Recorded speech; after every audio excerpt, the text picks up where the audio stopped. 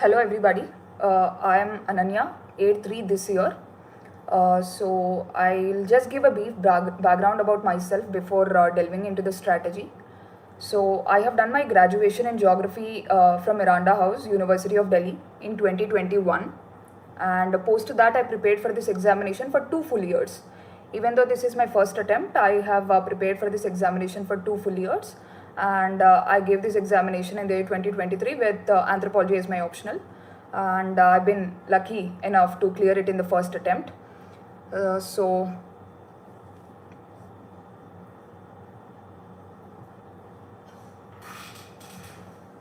let's just get into the strategy now. I'll take the questions at the end. Right now I'll just divide the video into prelims, mains and interview stages so that it will give you a comprehensive understanding.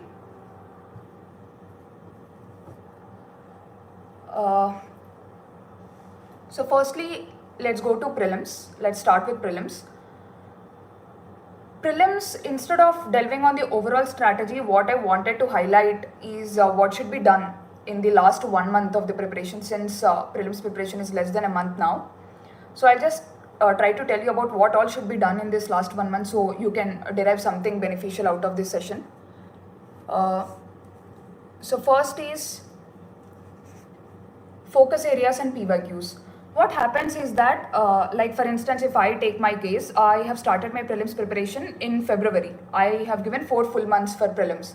So what happens is that in the initial 3 months, that is February, March and April, we tend to read most of the things. Like even though we know that there are some focus areas that are being focused by UPSC by studying PYQs and everything, we still feel that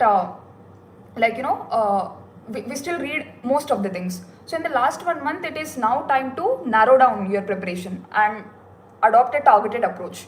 So first thing that before I start with this, I also want to tell you about my marks in prelims. My score in GS paper 1 is 102. Whereas my score in paper 2, that is CSAT, is around 86. So I could comfortably clear both the papers with a decent margin above the cutoff.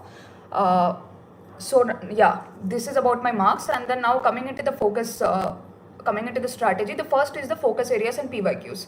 So what do I mean by focus areas and PYQs and why should you focus is that usually we tend to read everything when we start out for the prelims preparation around February or maybe March sometimes. In the last month, however, it's extremely important that you track PYQs and then focus on those areas so that your memory is fresh when you go to the examination hall and those questions can also be expected. So first is, what are the focus areas? For example, there is something like history, especially the medieval Indian history. So the focus areas in medieval Indian history are the terms. For instance, even in the previous years, there have been some terms that have been asked like Virukkal, Nadukkal and all these terms. So when you're reading history in these in this last month, it's extremely important that you see the focus areas which primarily caters to terms in ancient and medieval history.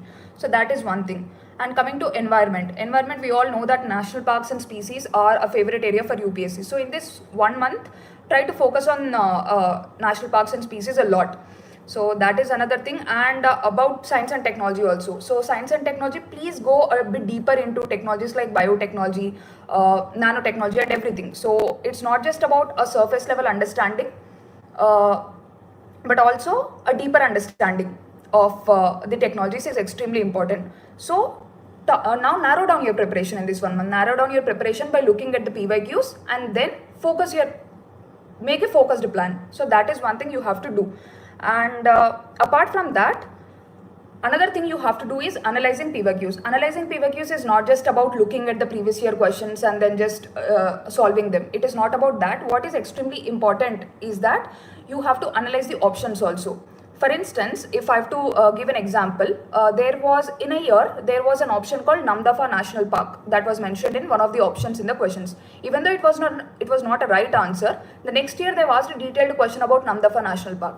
So it's extremely important that you analyze both the right options as well as the wrong options. So if you do both of these things, next year there is a chance that they may ask a question out of previous year questions.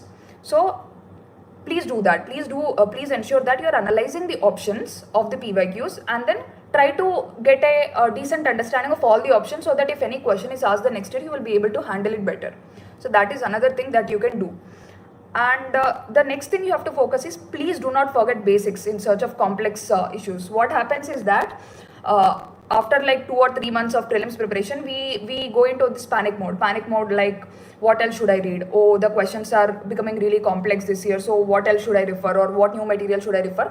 But it's waste of time to do this in the last 1 month. So what you have to do is that please stick to basics.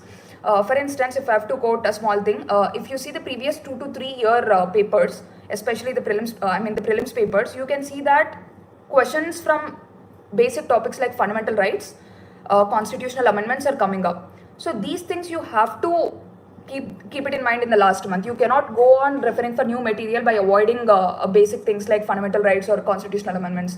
So please do ensure that in the last 1 month you are giving adequate focus to basics. That is extremely important. And apart from that, the other thing that I want to highlight in the last 1 month is about the mindset.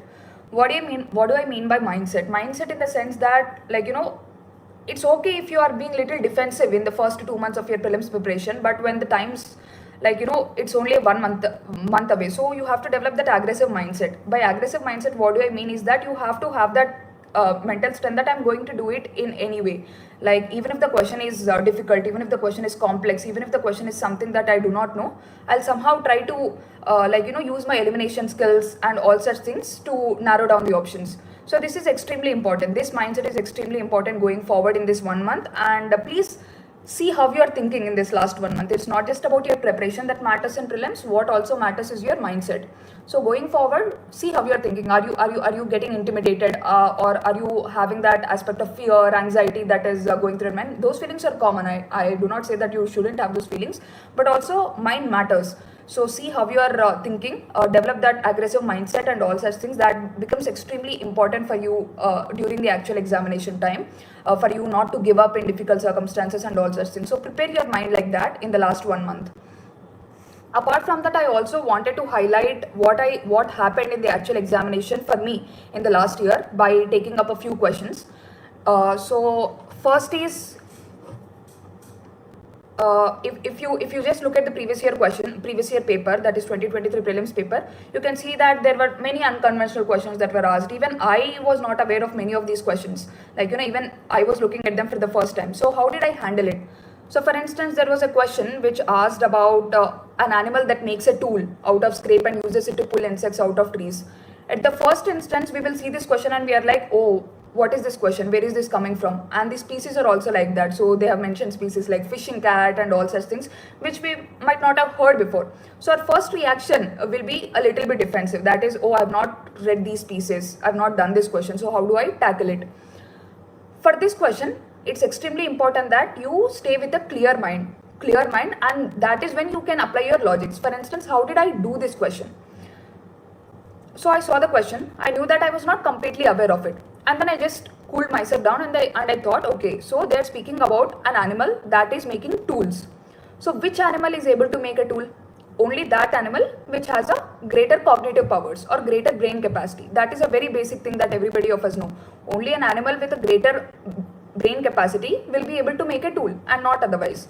So which out of the options given, which is the animal that has a greater brain capacity? The option is orangutan or chimpanzee. One of those is the correct answer. So it's very simple. Like, even if you don't know the question, even if you apply a simple logic or basic common sense, you will be able to arrive at the right answer. So it's just that when you see an unknown question, do not just get freaked out. Just keep calm and think about, okay, there is a tool that is being made by an animal. For a tool to be made, it is extremely important that the brain capacity should be high. And what are the animals that have greater brain capacity? Obviously, humans are one. Apart from humans, who else are there? Apart from humans, obviously there are other